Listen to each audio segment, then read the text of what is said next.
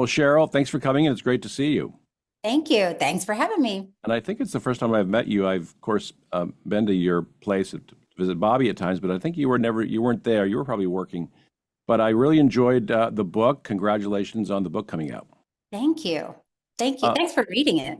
oh, it's always nice to read. I got about I think three-quarters of the way through. But first of all, I have to ask you about Lisa Kudrow was your teacher. You've got to tell that story. Well, so I was bartending in LA after I had moved there from Orlando, Florida, and I I met one of Phil Hartman's sisters who was at the bar at the hotel where I was bartending, and she started talking about the Groundlings Theater, and that's where her brother got his start. So the next night I had off, I went to the Groundlings to see what the theater was all about, and it was sketch comedy and improv, and they were just the best performers I had ever seen, and I really desperately wanted to take classes at the Groundlings Theater, and I didn't have any money at the time, and the all of the people that I worked with and the regulars at the bar chipped in to buy me my first class at the Groundlings Theater. And my first teacher was Lisa Kudrow.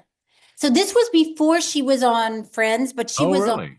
yeah, she was on Mad About You. She Yeah. had, she had a recurring character, I think. And she was just so smart and funny.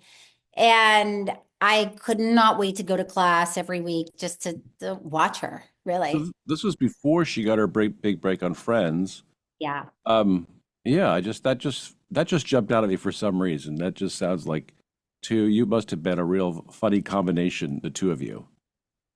Well, I mean, I was just a student. I was just learning how to improvise. Right. So she was, she I say in my book that she seemed a lot more worldly than I was because she was. But but yeah, she's very funny, and I really learned a lot from her. I learned a lot. So you worked at the Intercontinental Hotel. Is it in downtown LA? Yes, yes. I don't know if it's still called the Intercontinental, but yes, when I worked there, it was the Intercontinental. What really jumped out at me is I think people think Hollywood people are all, super rich. And really, until you got your break with Larry, you were really struggling financially for all those years, weren't you? I really was. I really was. There's a great Yeah. story. There's a great story you tell in the book about being in the ER, and you're like, I'm on this episode of what was it? Was it Friends? What was it With again? friends. Friends, right? Yeah. I'm on Friends, and then it didn't come on for some reason, and I think the people there just thought you were just totally lying, and they just didn't even bring it up, right? Yeah. Yeah. I was in a room with these other women, and uh we spent a lot of time just talking to each other because there were no TVs, except one woman had a little tiny TV that we could hear her listening to TV shows. And we went around the room, and everyone, said what they did or who they are. And I said, well, I just got this show on HBO, and I'm waiting for the call. And actually, I have a role on Friends this week. Um, so, if you don't believe me, you can watch Friends this week. And so Thursday comes around, and I'm still in that hospital in LA. And my sister, who lives in Orlando, I called her at 5:30 to see how the episode was. And she said, I don't know how to tell you this, but you were cut out of that episode of Friends because Reese Witherspoon is going to be guest starring next week. And I was in the tag at the end, and they cut out the tag so they could show a preview for the upcoming week. Um, So I just went back, wheeled my little, bag of IV stuff back to the hospital room, and didn't even tell the women that I was cut because they didn't believe that I was on it to begin with. So yeah, that was a kind of a low moment. I think what really struck me though was thinking about the Hollywood people who are rich and famous. Here you are guesting on Friends, and you don't have health insurance, right? Oh yeah, no, I didn't. Right. No. I mean, that's incredible. People, Well, you know what's funny? I remember at the time I went to, out to lunch or something with my friends, the little cafe, and I saw an actress that had been on Friends that had played, one of the guy's love interests, and she was on, I don't know how many episodes, at least three or four. And I was a little starstruck, and I remember asking my friend, why is she waiting tables? She was on Friends. oh, And he said, well, that doesn't really change your life as far as money goes. You're just paid for that week, and then right. and then then you're just waiting for the next, job. Yeah.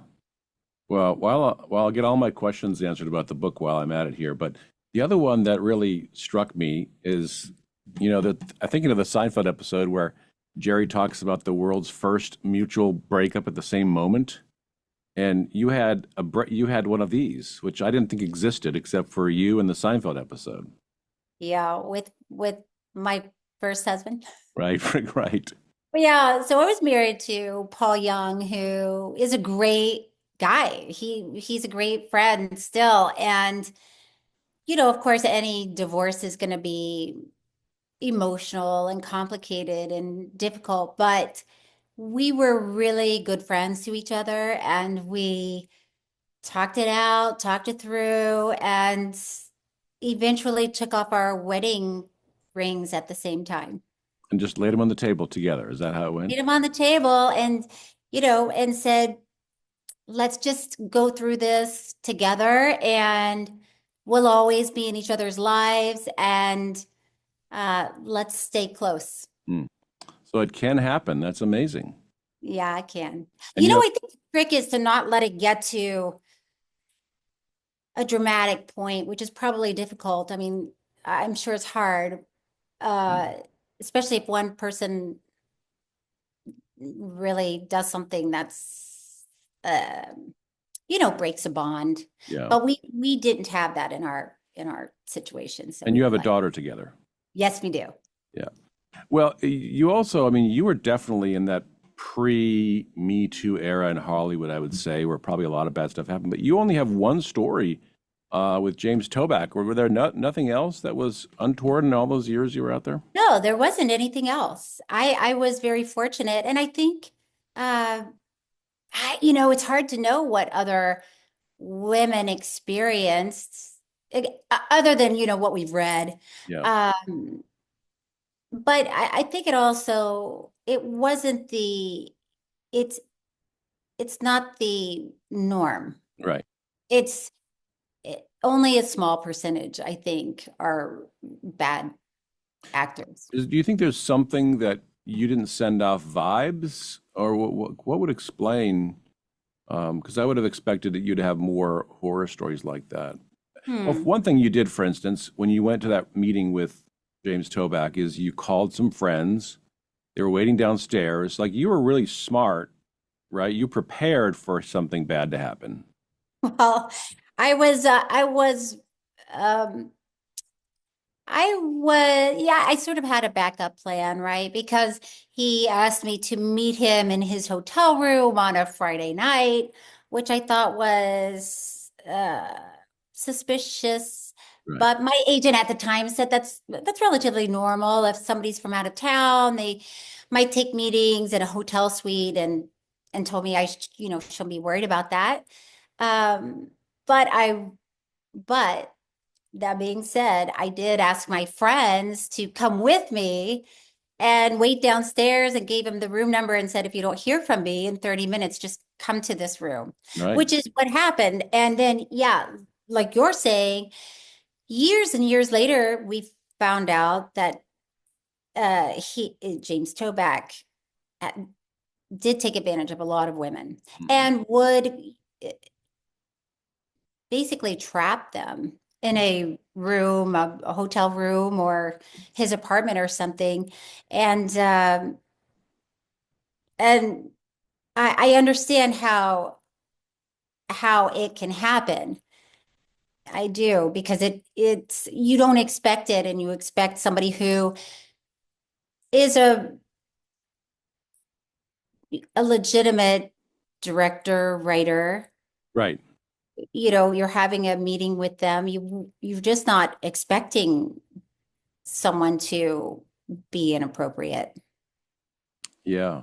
Yeah, but I just you have some street smarts there because you thought ahead, you prepared, you had your friends downstairs, so you obviously your antenna was up, right? Your spidey sense was going. Yeah, I had some instincts, I Yeah, guess. yeah. And then you, of course, well, before we move out of Hollywood, were there any roles that you almost got or turned down, or there's always a lot of great stories like that. Anything come to mind? Uh, well, I don't know. I think it's hard to talk about things like that for me Yeah, because because if somebody was cast instead right, of me, that's what should have happened, and right. it's hard to talk. For me, it's hard to talk about because I wouldn't want to say, oh, I almost had it, and then this person got Right. it, because that's just the nature of acting and auditioning. Yeah. So you had how many years before you had your real big break? About 8 years? Yes, I would say about 8 years. Wow. Yes. I mean, were you tempted to just go back to Florida and just call it a day? I really was when I turned 30. When I turned 30 and I was still bartending at a hotel, and I didn't have an agent.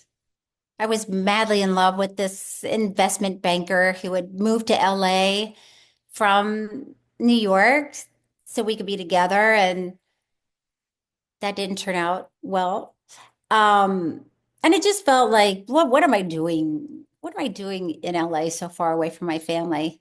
And I really thought about going back home, but I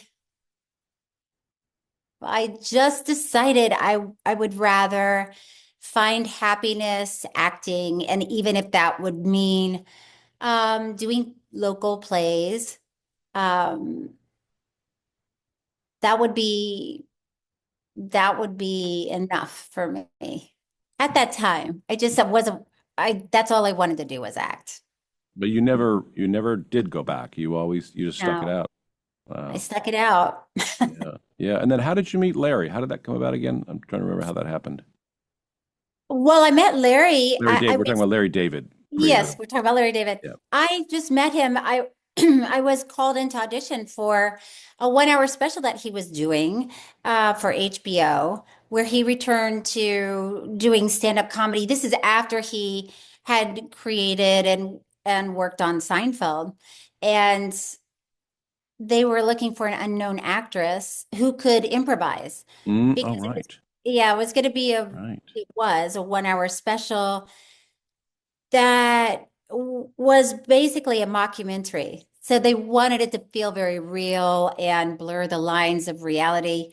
And they wanted somebody who people might think, oh, maybe this is Larry David's wife, because I'm Mm, watching Richard Lewis, and I'm watching Jerry Seinfeld was in that special. So hmm. the audience was watching real people, and Larry David was Larry David. So they called me in to meet Larry and improvise with him, and we just had a connection. Incredible. And so I forgot it. That's right. It was improvised. So they were looking for somebody, A, that wasn't super well known. And then Hmm. you used your real name, your first name. You became Cheryl David. Like, do people think you're really his wife in real life? Oh, a lot of people did. As a matter of fact, I hired a publicist because I went to an audition after Curb was on, and the casting director said, "Oh, you're also an actress?" And I said, I'm, what does that mean? And he said, well, I know that you're on the reality show with Larry David, and I know you're married to Larry. And I said, oh, no, no, actually, it's not a reality show. And I'm not really married to Larry. And after that, I realized I think I have to. hire a publicist to get Man, the word out that I'm not really married to Larry. wow. Yeah, that can be confusing. So people thought it was a reality show. Hmm. Interesting, because there were other people in the show that were playing themselves, right? So Right. obviously, Right. right. Which was great. Larry did such a great job of, like I said, blurring the lines of reality. Yeah. And then, not to skip ahead too far, too fast, but you meet Bobby, Robert Hmm. F. Kennedy Jr., or as Kelly calls him, RFKJ, she calls him. RFK. Um, Yeah. so tell that story, but I also want you to tell the story that I thought was so endearing of how they got you into a fake conflict with his mother Ethel at the dinner table. Well, okay, so I met Bobby through Larry, actually. Uh, Larry was going to a Waterkeeper event, which is a His nonprofit, organization, right? yes, and that Bobby was running, that he had created, established. And I I met Bobby for the first time, and it was a ski event, but Larry and I had said we weren't going to ski. We were just going to go to the dinner that night. And when we got there, the next thing I know, people are fitting me with skis and poles, and Larry and Bobby and Ed Begley Jr. and I were on a ski lift going up a mountain. And Bobby looked at me and I didn't have anything. I didn't have a helmet. I didn't have it. I mean, this is how long ago it was. We didn't have helmets. And he said, you don't have a hat on. I said, I know. I didn't think I would be skiing. And he took off his hat and gave it to me. And I said, well, now you're going to be cold. He said, don't, I'm not going to be cold. And then Larry was sitting next to me saying, oh, okay, well, I mean, I would have given you my hat, but I'm bald. I can't be out in the cold because I'm bald. And I said, don't worry about it. Nobody's mad at you for not giving me your hat. But that was the first time I met Bobby. We were just acquaintances for many, many years. Yeah. And then, but tell the story about Ethel. Oh, well, I do like that you know all these stories. So Ethel, years later, when Bobby and I did get together, I went to Hyannisport and met Ethel and his family, and they would they would do this thing at Ethel's dinner table where whoever was sitting closest to Ethel would oftentimes have to tell her what somebody at the other end of the table just said because Right. there were a lot of people.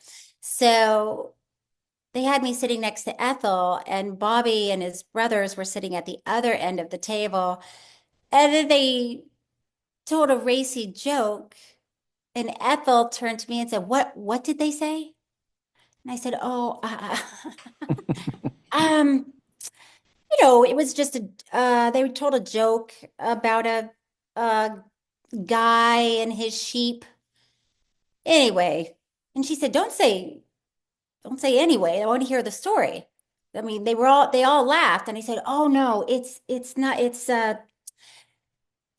He had inappropriate relations with the sheep."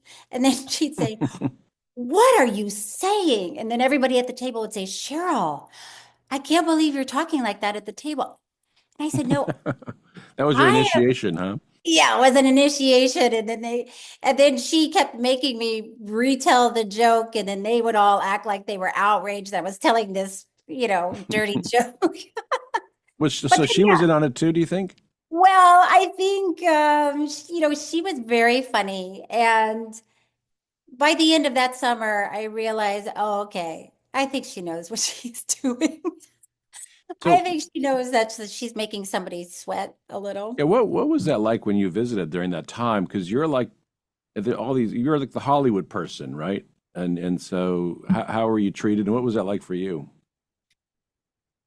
It was a really nice, fun time. they were very welcoming and um everybody was genuine and fun and inclusive. Yeah. So I talk about it in the book because I didn't grow up knowing much about the Kennedys. It just was a different world Hmm. from where I was. And so I didn't have a lot of preconceived ideas of who they were or how they might act. And so probably was worked in my favor that way. Right, right. Well, then you meet Bobby, and of course, eventually you guys get married. How long before you got married from when you met? I don't know. I maybe 2 years, Oh, two and okay, a that half, was pretty fast. three. Yeah, Pretty fast. yeah. Well, I mean, Oh, you're pretty old. I mean, not you, but yeah, me at the time. I don't even remember how old I was when I married Bobby, but it's different, I think, when you're yeah, dating in your 20s and you can date for 7 years and yeah. see goes. But by the time you're, I don't know, in your maybe I'm sure my late 40s, probably my late 40s. Okay, You know if you really have something special with someone or not. yeah. Yeah. Well, you already figured out that he's a nice guy, but I have to tell you my quick Bobby story. We both got COVID on the exact same day, and he was so generous. I mean, here he is, he's got it, and all he's thinking about is, hey, can I send some stuff down to you, some supplements or some ivermectin or whatever it was? And I said, it's okay, I already have the ivermectin. And I just thought during COVID, it was such a weird time that before COVID, if my doctor said, take a teaspoon of honey and stand on your head, I would have done that. Whatever my Right. doctor said, I would do it. And now I'm a totally, completely different person. I'm much more skeptical. And so, I'm getting my medical advice from your husband and other people that are not medically trained. But it really caused, I just remember that time because it was literally the exact same day. It was like early January of 21 or 2. I can't remember whatever it was. But I think that's what I've really gleaned from Bobby is to just not take anybody's authoritative word, but to check things out for yourself. Right. Right. And, Yeah. and it was It's a such a different strange. idea, isn't it? It's a different way of thinking. Yeah, it's kind of, I mean, it's kind of sad that we can't, but when you realize that your own doctor can be suspended by the medical board if he says something he shouldn't say, it's like, wow, I didn't realize that. I just thought my doctor could tell me whatever he thought. Right. So for better or for worse, we're in kind of a brave new world where we have to question even people, professionals, but that's okay. And what was strange, we don't have to talk about this a whole lot, but what was strange about that time was I think I'm of a generation where I want to get information from everybody, all sides. And Right. suddenly I was told you can't listen to him, you can only listen to this side. I'm like, wait a minute, that's not America. We get to listen to Right. every person, and it was a strange time. It Did you was a experience that really, too? it was a really strange time. People became so emotional um, about it all and about health. Somehow health became politicized. Political. Right. Yeah. Yeah, right. Yeah. Well, my takeaway from that was just such a generous heart spirit that he's thinking about me and when he's got his own COVID to deal with. And I've never forgotten that. And, people remember that kind of stuff. And Yeah. so, but you already knew all that, of course. That's why you married him. What was it like? What really makes me curious about your situation is, you join this family, you marry Bobby, et cetera, and it's a great democratic dynasty of our country's history. And all of a sudden, over time, you have different strange bedfellows that you're dealing with. What was that like to get something you didn't sign up for in that political context?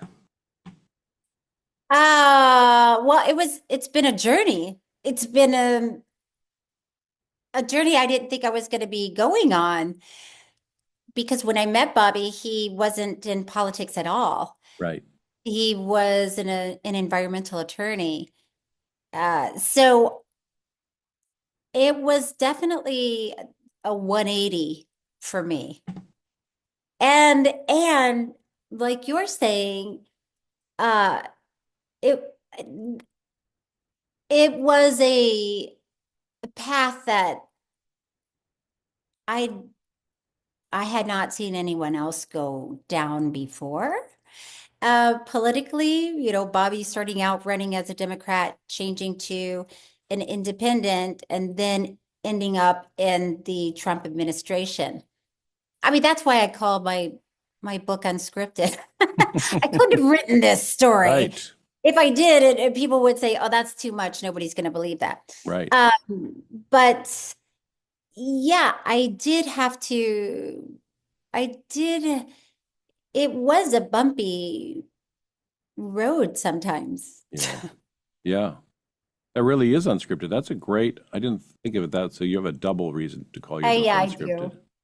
do. You lost a lot of friends, I think, through that process. What was that like?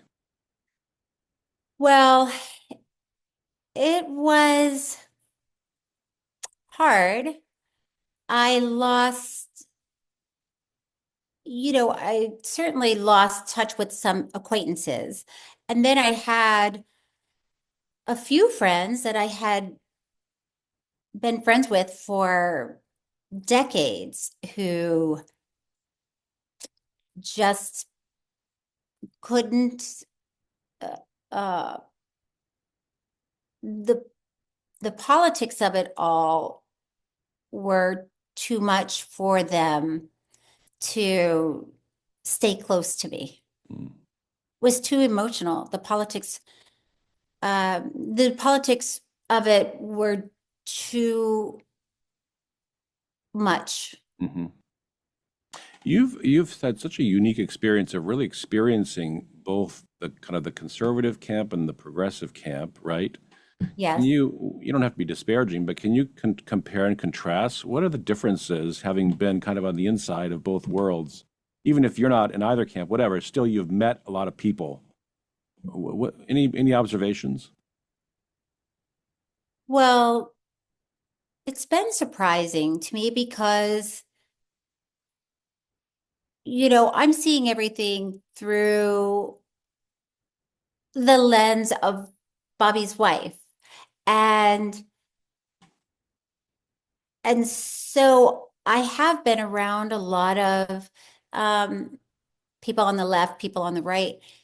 And when Bobby started running as a Democrat, the Democrats were, and I'm generalizing, not everybody, of course, but they, a lot of them were very, um, of course, critical, mean.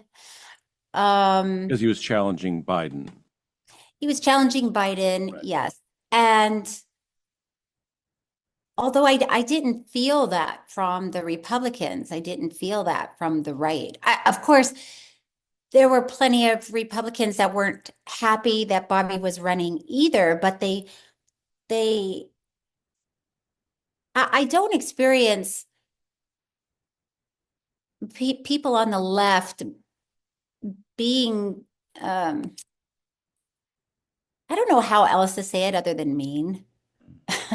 Hmm. People, I mean, people on the right, I don't even when they don't agree with something or with Bobby or with me, I haven't seen them be mean or I don't know, name calling or judgmental or coming up to you and telling you to F off or something. I haven't seen that from the right, only from the left. And you, where in Florida did you, what was the city again that you came from? Tallahassee? You grew up in Tallahassee? I thought it was a Yeah. smaller, a name of a smaller Well, town. I grew up in Winter Haven, Florida, which Right. is Yeah, Winter small. Haven. And then I moved to Tallahassee. Yeah. Yeah. I mean, that's a pretty conservative part of Florida, right? Yes. And but I sort of sense that you were pretty apolitical for most of your life. Yes. I Yeah. when I was in high school, I had no idea about politics or, other students or their parents' politics. I just was not, that was not a part of who I was. And even in LA, even working in the entertainment world, I uh, I most of my career I never knew what other actors' politics were unless they Right. were posting it online. Right. But on the set, that wasn't really what people talked about. Yeah. And it didn't matter to me. It never occurred to me to ask somebody who they voted for. Right. It just wasn't part of how I saw someone. Yeah. And then, and then, in the, I don't know, the last 10 years, right? It did turn into, for some people, a, an identity. Right. Yeah. It's life or death. And then we've lost some when the person you disagree with is evil, you've kind of lost something because what can you do at that point? I mean, if they're evil, then Right. you need to kill them, right? I mean, at that point. Yes, it gets Right. very black and white, which is Right. odd. Yeah. It's suddenly you don't like that person at all. I Right. remember after Donald Trump ran and won the first time. I remember going to work. I was working somewhere backstage and, hanging out with other actors. And, somebody brought up the election and who they voted for. And one of the guys said he voted for Trump. And everybody seemed to back away and shift to the other side of the room. And I said, "Oh, that's, why did you? What do you like about him?" Right. And uh, that was the beginning of, uh, what we all, not, maybe not everybody, but a lot of people experience now. Yeah. The Yeah. experience, I, yeah, I judgment. back in 2016, I wrote a couple of articles for HuffPo about what I was seeing, which, I mean, just to bring it very, very close to home, I live in a gated community and I was out for my jog and there was two security guards, a black guy and a Hispanic guy. And I just always ask people, hey, who do you like? And they're like, oh, we're voting for Trump. And I go, are you guys Republicans? They go, no, no, we're Democrats. We had to re-register as Republicans to vote for Trump. And that's when I realized something crazy was happening in the country. Like, these two Yeah, people are not Republican voters at all. right. And so I was making bets with all my I won 9 dinners off of that election because I told my friends like something unusual is happening. Happening. And he was kind of losing some polite Republican voters because he is who he is, but he was winning these people that were unexpected. Yes. I think that's probably what you saw too. Yeah, that's true. And I, a lot of people wanted change and still want change. And uh, and that's hard for other people to understand or Yeah. even to, oh, listen, I talk about this too, I think in my book. When Donald Trump became the Republican nominee, hands down, in this last election, my friend said, I can't believe it. I just can't believe it. And I said, well, we should look at why. Well, why do so many Americans support him and want him to be the candidate? Right. And even me saying that to her, uh, put a wall between us. Right. Yeah. That's really unfortunate. So So you're there's not a lot of curiosity with some people. It's just either you think the way that I do or you don't, and I don't care. I don't care why you think differently. Yeah, I was so curious. I truly wanted to understand it, and I think Mhm. I have that curiosity you're talking about. Whatever my own politics are, I just wanted to understand, like, why are those two kids? And then I would meet people along the way.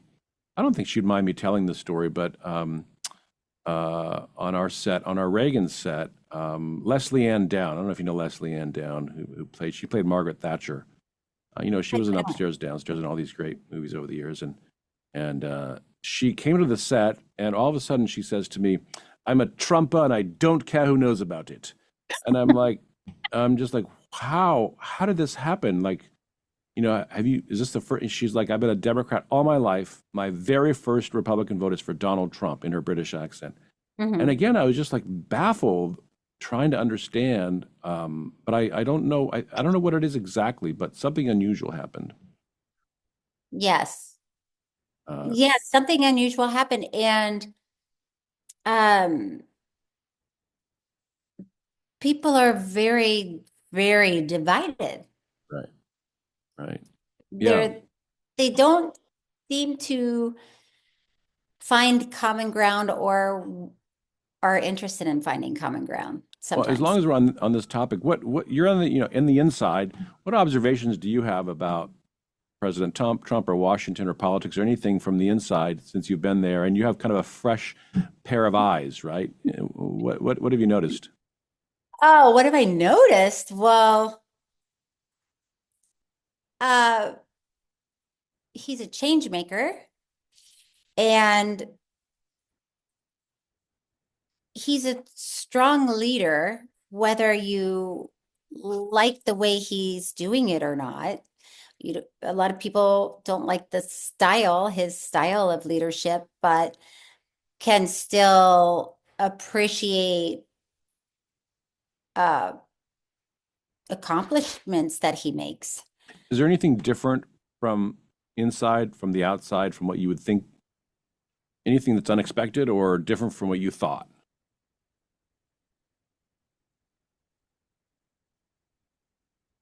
I don't know why I thought this would be different, but it's very clear to me that the people in this administration really care about this country and they really are working hard to do the things that they think will make the country better. And I suppose I thought there would be more people out for just themselves, Mm, if that okay. makes sense. But I don't get that feeling at all here. It's a strong group of people that are working together. So, what about your career? Is your career continuing, or have you kind of paused things while you're in Washington, D.C.? What does your career look like right now? Besides the book, of course. Besides the book, I am producing a film right now with my ex-husband. With my ex-husband, Paul. We've worked together through the years and we continue to work together. That's So, amazing. yeah, so we're working on that and it's a very fun project. But I can't tell you the name of it yet because we haven't announced it. You But should probably write a book with him on how to divorce amicably. There's probably some good lessons in there for people. you know what? That's a good idea. It's a good idea. It's hard because everybody has their own, set of circumstances. So it's hard to give advice to other people. I don't know. That's But yeah, amazing. I've been very fortunate. I really feel very um lucky to have had that relationship in my life. But in terms of your acting other roles, do you still get offers? Do you turn them down? What does it look like right now? I've been offered some things that haven't been quite right for me. Mhm. And I will continue to just see what's out there and if there's something that seems like it would be the right fit for me. And you're sort of dividing your time now between East Coast, West Coast, or are you primarily in Washington now? I spend a lot of time in Washington. I go to LA often, but usually if there's a reason for me to go, if there is business or work or something. Uh, but the industry has changed a lot and LA has changed a lot. It's a different world out there right now. And even after the lockdown, the way people do business has changed. Mhm.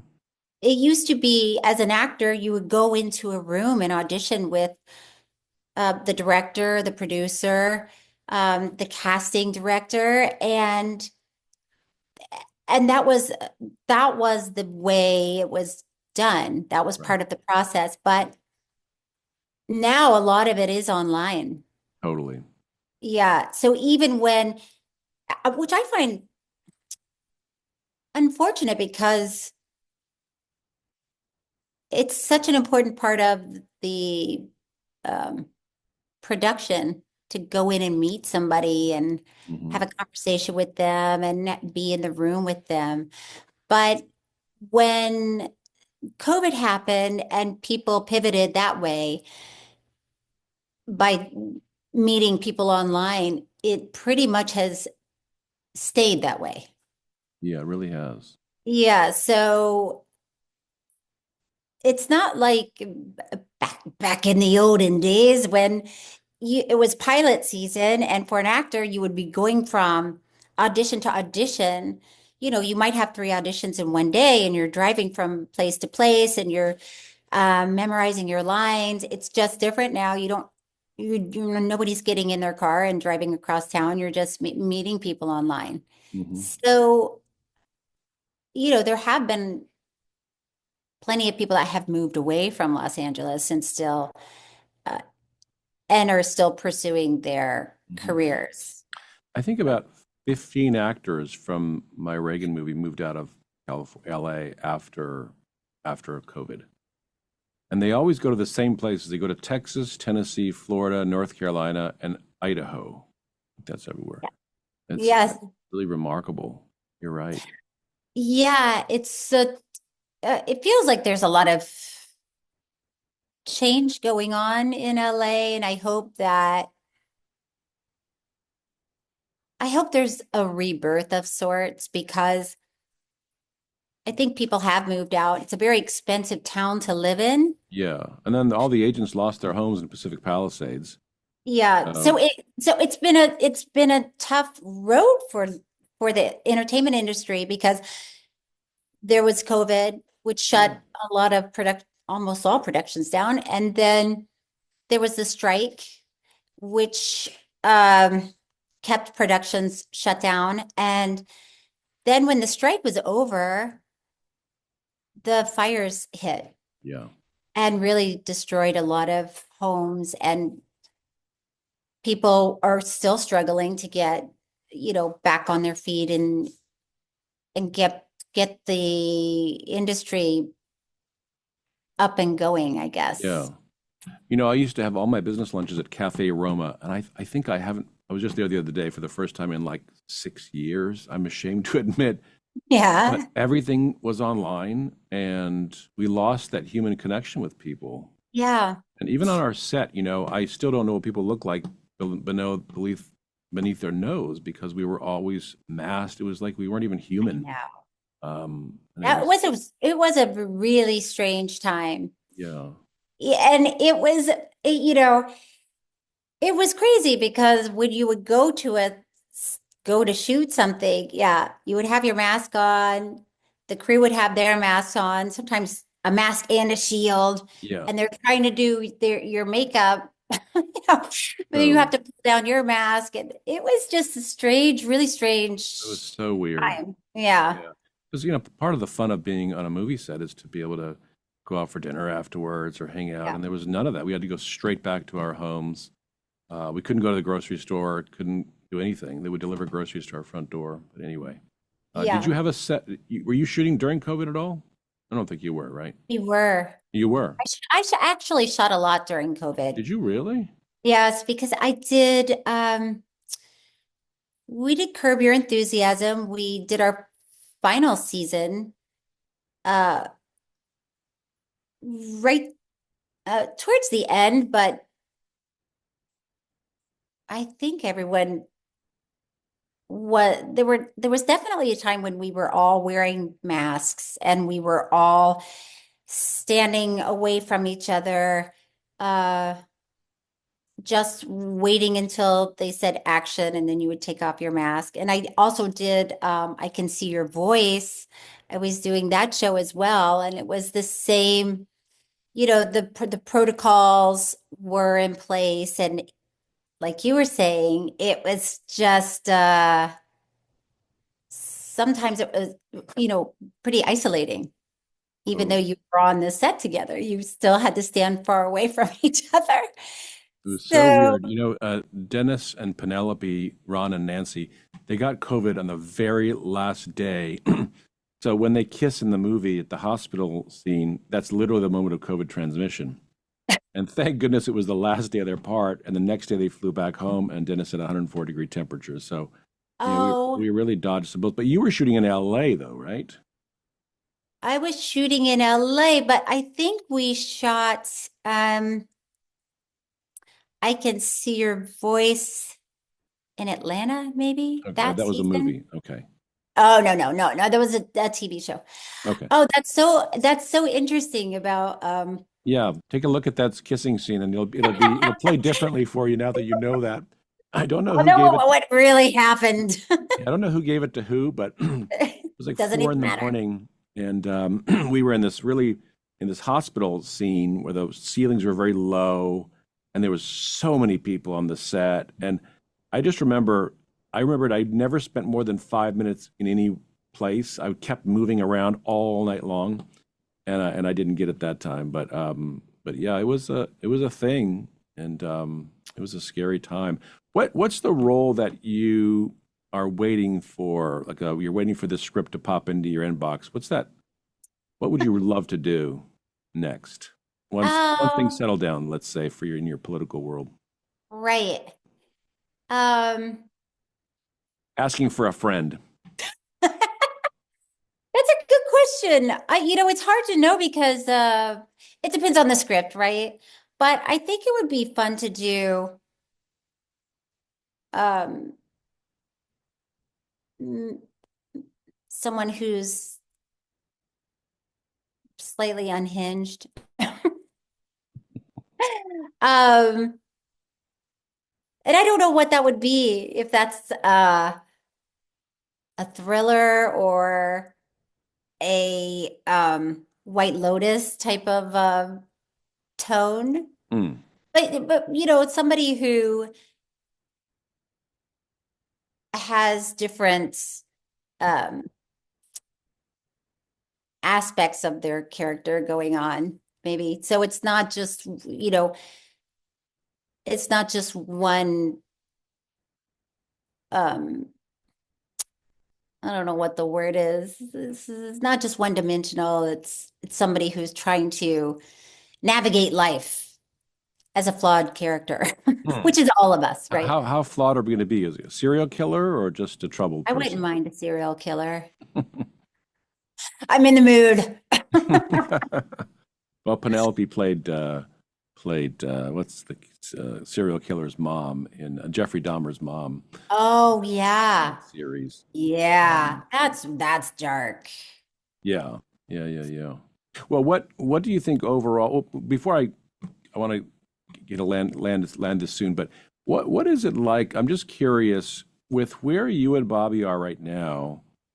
What is it like? Because I'm sure for many years, you were the center of attention and now he's kind of there. Is it like a 50-50? Is it 60-40? What is that like when you're out? I think of this because Dennis Quaid would often say he and Meg Ryan, when they were married, her career took off. And they'd be walking down the street, people would be screaming, Meg, Meg, and they kind of overlook Dennis. But you guys are kind of at parity, I would say, right now, aren't you? With your notoriety and your fame and all that? Well, it's interesting because when I first got together with Bobby, we would go through an airport and somebody would come up to him and say, "Oh my gosh, I appreciate everything your family has done. I appreciate what you're doing." They're practically in tears. And then I, went to the security, the TSA getting my luggage scanned, and somebody said, "Oh my God, I love that scene where you have diarrhea in the car wash." So, so people know us for very different reasons, but Right. I think Bobby is very um recognizable. He's a lot of people know who he is now. And when we're together, it's mostly him. And when we're not together, uh, people come up to me a lot. But when we're together, it's usually people coming up to him, and sometimes both of us. Um, but it's fun to see, actually. I like watching people get excited to see Bobby. It's, I mean, sometimes walking through an airport with him takes a long time Hmm. because everybody wants to stop and take a selfie or say hi. So it's a different world. It's a different world. He's very recognizable. Yeah. Who came up with the Maha term? Was that him or somebody else, or was it you or what? It was not me. And that's a good question. I was thinking about that the other day because the night that Bobby went out um, to support President Trump during the election, they were definitely talking about health and getting people healthy. And I'm not sure if it was that particular moment that that phrase happened or if it was right after, but it definitely was in that time area, right? Yeah. When, because yes, because make America great again, right? Right. So when Bobby joined forces, then health was involved, and then that became a slogan. I mean, when you think about it, it's really remarkable that we have the administration now that have two Democrats who ran for president are now in this Republican administration. It's really, I mean, I think it's unprecedented in history, I think, to have literally two candidates who are now between him and Tulsi, right? Him and Tulsi, Yeah, that's really right? unusual. And then Marco Rubio was, uh, you know, was trying to get the nomination Right. I'm as just thinking of the fact that there are two Democrats. oh, two Democrats. Right. Well, that's the other thing about President Trump that is different than the Democrats because Bobby had been running on unity. Right. He really felt like no matter what your party is, people should be coming together to try to achieve certain things. For instance, health goals. So he was saying from the beginning, we should really bring people together. It doesn't matter what party you're in. Let's look at what we need to accomplish. And the Democrats didn't do that, Right. but Donald Trump did. So He, if they had embraced Bobby, it'd be a totally different story now, wouldn't it be? yes, Hmm. yes, it would be. The other thing that I think is really remarkable is that um, he's gotten both sides. Both sides have kind of given an inch. Like most Republicans didn't care about red dye 40 until Bobby showed up, right? Right, Or what's in Skittles or whatever. right. They're just kind of like, hey, big business, whatever you want to do is fine. And so Bobby's gotten them to care about stuff like that. On the other hand, Bobby's probably he has a pretty nuanced position on abortion, for instance, where he's like, listen, I understand both sides. And it's like both sides have kind of given an inch and met in the middle. It feels to me like. Do you think so too? I think so. I mean, it certainly depends on the issue. Yeah, but different Uh, issues. Yeah, different issues. yeah, different issues. Yeah, But you're right. He definitely has brought an awareness um and has uh inspired people to embrace issues that they probably didn't right. care that much about before or felt like there's nothing that could be done about it. Yeah, Um, but like you're talking about, getting rid of petroleum-based food dyes, um, getting rid of lead and arsenic and other things that are in baby formulas, things like that that perhaps were not uh, being cared about before. Right. he does have both sides caring about that now and wanting to see change, That's a big which is deal. That's a it big is a deal. very big deal. And Poor, you know, remember, even go ahead. remember poor Michelle Obama got beat up on because she was trying to put something about food in school, healthy food in public schools. Right. And all the conservatives like, stay out of our public schools, none of your business. And then when Bobby does, it's like, yeah, yeah, go ahead. Yeah, take out the bad stuff. Yeah. Yeah, it's listen, politics is not for the faint of heart. Right. It is tough, and it's tough to get anything done. It's tough to um make progress. It's tough to make change.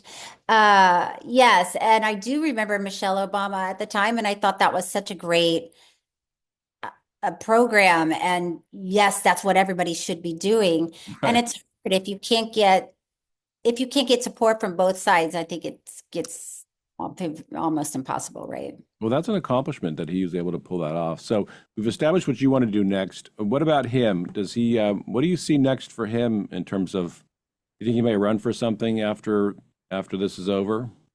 Well, these are questions for him. Which means you'll have to be, you'll have to be part of it I'll too. have to write another book. Yeah.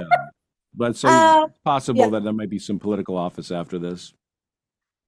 that is up to him. It does not feel that way Okay. right now, but listen, things happen that I never thought would ever happen. So I don't even try to guess what the future is going to be. Yeah.